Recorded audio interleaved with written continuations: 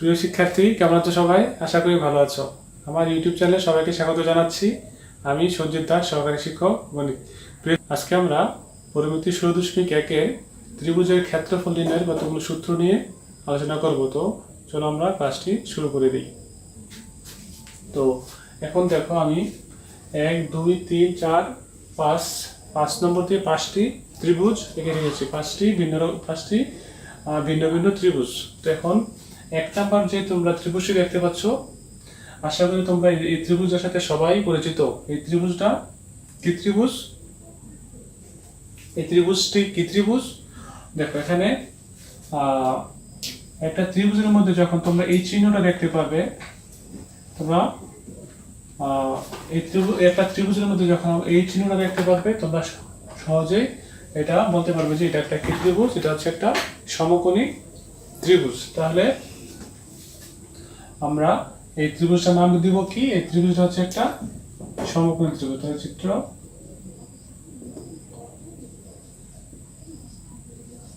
সমকোণী ত্রিভুজ। তো দেখো, এখানে এই ত্রিভুজের দুটি বাহুর দৈর্ঘ্য দেওয়া আছে। কি কি দেওয়া আছে?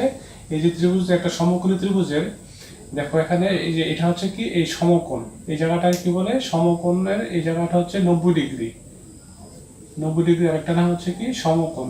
যদি কোনো একটা ত্রিভুজের মধ্যে একটা কোণ 90 ডিগ্রি বা সমকোণের সমান হয়, তাহলে আমরা ওই ত্রিভুজটাকে কি ত্রিভুজ বলবো?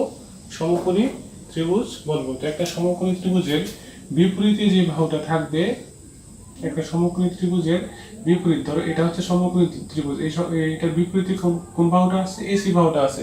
তাহলে এসি বাহুটা হচ্ছে সমকোণী ত্রিভুজের অতিভুজ। আর এই যে এখানে তোমরা যে লম্বটা দেখতে পাচ্ছ, এটা হচ্ছে এই সমকোণী ত্রিভুজের লম্ব, আর এখানে বিসি হচ্ছে সমকোণী ত্রিভুজের ভূমি। তাহলে সমকোণী ত্রিভুজের ক্ষেত্রফল নির্ণয়ের সূত্রটা কি? তো সমকোণী ত্রিভুজের ক্ষেত্রফল নির্ণয়ের সূত্রটা হচ্ছে, আমরা সবাই জানি যে ক্ষেত্রফল নির্ণয়ের সূত্রটা কি?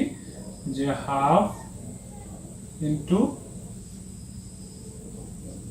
ভূমি ইন্টু উচ্চতা। এখন দেখো তো, এই চিত্রের মধ্যে ভূমি কোনটা? ভূমি হচ্ছে বিসি। তারপরে বিসি মান কত দেওয়া আছে? বি। আর উচ্চতা দেওয়া আছে কত? উচ্চতা এবি। এবি দেওয়া আছে এ। তাহলে ক্ষেত্রফলটা কি হবে? হাফ এ এবং বি গুণফল হয়ে যাবে কি? এবি। তাহলে এটা সমকোণী ত্রিভুজের আমরা ক্ষেত্রফল নির্ণয়ের সূত্রটা কি পেলাম? হাফ ইন্টু, যদি একটা ভূমির দৈর্ঘ্য দেওয়া থাকে এবং উচ্চতা দেওয়া থাকে, তাহলে আমরা ক্ষেত্রফলটা কিন্তু হাফ ইন্টু ভূমি ইন্টু উচ্চতা দিয়ে খুব সহজেই ওই সমকোণী ত্রিভুজের ক্ষেত্রফলটা নির্ণয় করতে পারবো। তার সাথে তোমরা সমকোণী ত্রিভুজ এবং সমকোণী ত্রিভুজের ক্ষেত্রফল নির্ণয়টা সবাই বুঝতে পেরেছো। তো শিক্ষার্থীরা, 2 নম্বর যে চিত্রটা দেওয়া আছে ত্রিভুজের, দেখো এই ত্রিভুজের মধ্যে, ত্রিভুজের নামটা কি? এবিসি একটা ত্রিভুজ। এই ত্রিভুজের 3টা বাহু, এবি একটা বাহু, বিসি একটা বাহু, এসি একটা বাহু। এখন 3টা বাহুর দৈর্ঘ্য কিন্তু এ। 3টা বাহুর দৈর্ঘ্য হচ্ছে এ এ এ। তাহলে একটা ত্রিভুজের যখন 3টা বাহুর দৈর্ঘ্য সমান হবে, তাহলে ওই ত্রিভুজটাকে আমরা কি ত্রিভুজ বলতে পারবো? অবশ্যই এই ত্রিভুজটা একটা সমবাহু ত্রিভুজ। তাহলে আমরা এটা হচ্ছে কি? ত্রিভুজটা একটা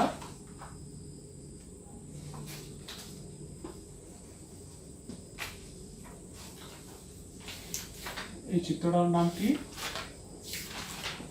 চিত্র সমবাহু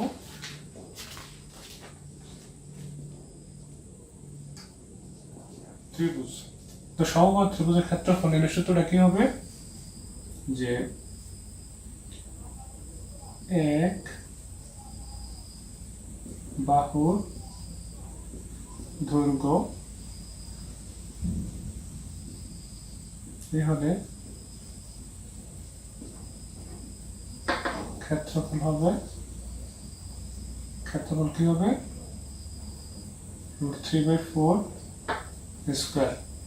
তাহলে এখানে শুধু সমবাহু ত্রিভুজের ক্ষেত্রফল বের করতে আমার শুধু একটা বাহু লাগতেছে। একটা বাহুর দৈর্ঘ্য যদি আমরা জানি, তাহলে কিন্তু ক্ষেত্রফলটা খুব সহজেই বের করতে পারবো। তো তোমাদের যদি আমি একটা উদাহরণ দিয়ে দেখাই, আমার ভালো বুঝতে সুবিধা হবে। ধরো এখানে আমি বাহুর দৈর্ঘ্যটা এর জায়গায় আমি যদি একটা সংখ্যা বসাই তাহলে মনে আরো বুঝতে সুবিধা হয়। ধরো এখানে আমি এর জায়গায় দিলাম 4 সেন্টিমিটার, এখানে 4 সেন্টিমিটার, এটা হচ্ছে 4 সেন্টিমিটার, এটা হচ্ছে 4 সেন্টিমিটার। তাহলে আমরা এই যে ক্ষেত্রফলের সূত্রটা দিলাম, লিখলাম এখানে কত ক্ষেত্রফলের সূত্রটা হচ্ছে কি বাহুর দৈর্ঘ্য যদি এই হয় ক্ষেত্রফল হচ্ছে 3/4 স্কয়ার। এখন তো বাহুর দৈর্ঘ্য 4, তাহলে এই ত্রিভুজের ক্ষেত্রফল হবে কত? তো আমরা এখন এর জায়গায় 4 বসাবো, তাহলে কিন্তু আমাদের ক্ষেত্রফলটা বেরিয়ে যাবে। তাহলে এখানে 4 ইন্টু এর মান কত 4, তাহলে আমরা এখানে 4 স্কয়ার দিয়ে দিব। তাহলে কত হবে 3/4 ইন্টু 4 স্কয়ার মানে 16। তাহলে 16কে যদি আমরা 4 দিয়ে ভাগ করি কত হচ্ছে 4, তার মানে এটা গুণ করলে হয় 4√3। আশা করি তোমরা 2 নাম্বার যে চিত্রটা, এটা একটা সমবাহু ত্রিভুজ। তোমরা একটা চিত্র দেখলেই খুব সহজে বুঝতে পারবে যে এটা কি ত্রিভুজ, এটা কি সমবাহু ত্রিভুজ নাকি এটা অন্য কোনো ত্রিভুজ। তাহলে আশা করি তোমরা সমবাহু ত্রিভুজটা সবাই বুঝেছো এবং সমবাহু ত্রিভুজের মাধ্যমে ক্ষেত্রফল নির্ণয়টাও বুঝতে পেরেছো। এখন আমরা 2 নম্বর চিত্র পর দেখো। 3 নম্বর চিত্রতে কি বলা আছে?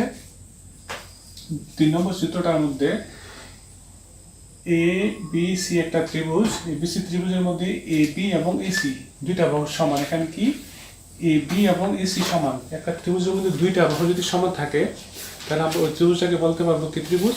ওই ত্রিভুজটা হচ্ছে সমদ্বিবাহু ত্রিভুজ। একটা ত্রিভুজে যদি দুইটা বাহু সমান থাকে তাহলে আমরা ওই ত্রিভুজটাকে কি বলতে পারবো? সমদ্বিবাহু ত্রিভুজ। তাহলে ত্রিভুজটার নাম কি? চিত্র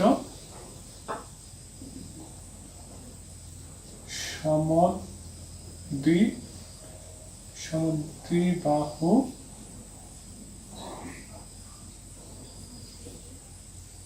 ত্রিভুজ। এই চিত্রটা কিসের ত্রিভুজটার নাম কি? ত্রিভুজ হচ্ছে একটা সমদ্বিবাহু ত্রিভুজ। তো সমদ্বিবাহু ত্রিভুজের মধ্যে দুইটা বাহুর দৈর্ঘ্য সমান, আর একটা যে নিচে যে বাহুটা দেওয়া আছে এটাকে তোমরা যদি ভূমি ধরো, আর এখানে দুইটা বাহু আছে কি সমান সমান বাহু। তাহলে এরকম যদি ত্রিভুজ দেওয়া থাকে তাহলে এই ত্রিভুজের ক্ষেত্রফল সূত্রটা কি হবে? এই সমদ্বিবাহু ত্রিভুজের ক্ষেত্রফল হবে b/4 √4 square minus B square. b/4 √4 square minus B square. তার মানে যদি আমাদের সমদ্বিবাহু ত্রিভুজের দুইটা বাহু সমান থাকে এবং ভূমি থাকে তাহলে ওইটার ক্ষেত্রফলের সূত্রটা হবে কি? b/4 √4 square minus B square. তাহলে দেখ এখানে আমরা সমকোণী ত্রিভুজ, সমবাহু ত্রিভুজ, আর এটা হচ্ছে কি সমদ্বিবাহু ত্রিভুজ। তাহলে তিনটা ত্রিভুজ কিন্তু 3 রকম এবং তিনটা ত্রিভুজের ক্ষেত্রফলের সূত্রটাও কিন্তু 3 রকম। তো আমাদের যেই ত্রিভুজ দেওয়া থাকবে প্রশ্নে আমরা কিন্তু ওই ত্রিভুজেরই ক্ষেত্রফল নির্ণয় করতে হবে। তো এখন ধরো এই ত্রিভুজের সমান সমান বাহুর দৈর্ঘ্য দেওয়া থাকলে আমরা কিন্তু ধরো এখানে একটা বাহুর দৈর্ঘ্য এর মান দেওয়া থাকবে, বি এর মান দেওয়া থাকবে, এর মান দেওয়া থাকবে এবং বি এর মান দেওয়া থাকবে প্রশ্নে। আমরা যদি এ এবং বি এর মান বসাই দিয়ে ক্যালকুলেশন করি তাহলে কিন্তু আমরা সমদ্বিবাহু ত্রিভুজের ক্ষেত্রফলও নির্ণয় করতে পারবো। আশা করি তোমরা সমদ্বিবাহু ত্রিভুজটাও বুঝতে পেরেছো এবং সমদ্বিবাহু ত্রিভুজের ক্ষেত্রফল নির্ণয় বুঝতে পেরেছো। এরপর আসো 4 নম্বর যে চিত্রটা দেওয়া আছে এটা কি ত্রিভুজ। এই চিত্রটা দেখো, এখানে এবিসি একটা ত্রিভুজের চিত্র। এখানে এবি হচ্ছে এ, বিসি হচ্ছে বি এবং এসি হচ্ছে সি। অর্থাৎ এই ত্রিভুজের 3টা বাহু 3 রকমের। এই ত্রিভুজের 3টা বাহু কি 3 রকমের মাপ বা 3 সাইজের মাপ। এখানে একটা যদি হয় ধরো 5, একটা হবে 8, একটা হবে 10, মানে 3টা বাহুর দৈর্ঘ্য হবে কি 3 রকম। যদি এরকম আমরা ত্রিভুজের 3টা বাহুর দৈর্ঘ্য 3 রকম হয় তাহলে আমরা ওই ত্রিভুজটার নাম দিব কি? এই ত্রিভুজটা হচ্ছে বিষমবাহু ত্রিভুজ। এই চিত্রটা কি চিত্র? এটা হচ্ছে বিষমবাহু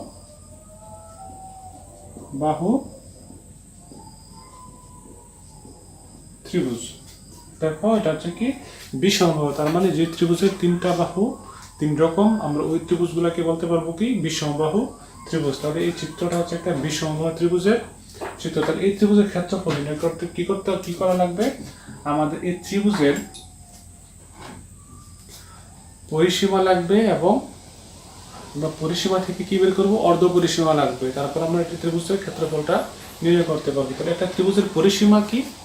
পরিসীমা হচ্ছে তোমার এই ত্রিভুজের তিনটা বাহুর যোগফল, তাহলে আমরা তিনটা বাহু, তাহলে ত্রিভুজের পরিসীমাটা কি হবে? তাহলে আমরা প্রথমে এটা পরিসীমা নির্ণয় করবো। ত্রিভুজের পরিসীমা কি হবে? পরিসীমাকে 2s দ্বারা প্রকাশ করা, তাহলে পরিসীমা 2s সমান a plus b plus c। তারপরে এই ত্রিভুজটার অর্ধ পরিসীমা বের করতে হবে। অর্ধ পরিসীমা হবে s সমান a plus b plus c by 2। অর্থাৎ একটা ত্রিভুজের ধরো তিনটা বাহুর যদি দৈর্ঘ্য দেওয়া থাকে, আমরা প্রথমে তিনটা বাহুর দৈর্ঘ্য যোগ করলে যেটা পাবো সেটা হচ্ছে পরিসীমা। তারপর ওই পরিসীমাটাকে যদি আমরা 2 দিয়ে ভাগ করি, যেটা পাবো সেটা হচ্ছে অর্ধ পরিসীমা। ওইখান থেকে আমরা কি এই ত্রিভুজের অর্ধ পরিসীমা s এর মান নির্ণয় করতে পারবো। তারপর আমরা ত্রিভুজের ক্ষেত্রফলটা নির্ণয় করতে হবে। তো এখন তাহলে এই ত্রিভুজের ক্ষেত্রফল নির্ণয় সূত্রটা হচ্ছে সুতরাং ক্ষেত্রফল হচ্ছে s into s minus a s minus b into s minus c। দেখো, এটা হচ্ছে তোমার একটা বিষমবাহু ত্রিভুজের ক্ষেত্রফল নির্ণয়ের সূত্র।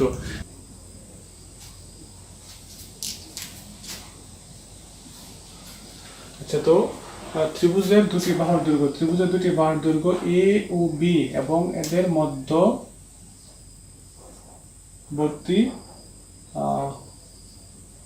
কোণ থিটা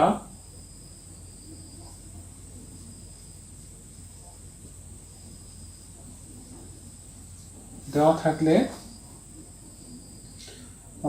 ক্ষেত্রফল কি হবে?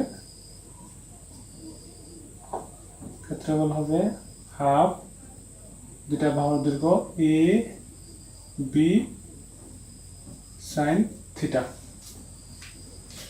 আমরা এখানে এই সূত্রটা প্রয়োগ করে আমরা এরকম যদি একটা ত্রিভুজের দুইটা বাহুর দৈর্ঘ্য দেওয়া থাকে এবং দুইটা বাহুর মধ্যবর্তী কোণের মান দেওয়া থাকে, আমরা এরকম ত্রিভুজের ক্ষেত্রফলটা কিভাবে নির্ণয় করবো? যে ক্ষেত্রফল সূত্র হচ্ছে half into a b sin theta.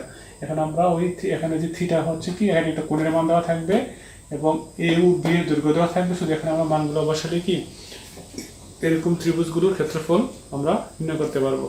তো প্রিয় শিক্ষার্থী, আমরা আবার প্রথম থেকে যদি একটু দেখি যে আমরা এখানে 1 2 3 4 5 পাঁচটা ত্রিভুজের ক্ষেত্রফল নিয়ে আজকে আলোচনা করেছি। তো এখন পাঁচটা ত্রিভুজের ক্ষেত্রফল নিয়ে কিন্তু আলাদা আলাদা সূত্র।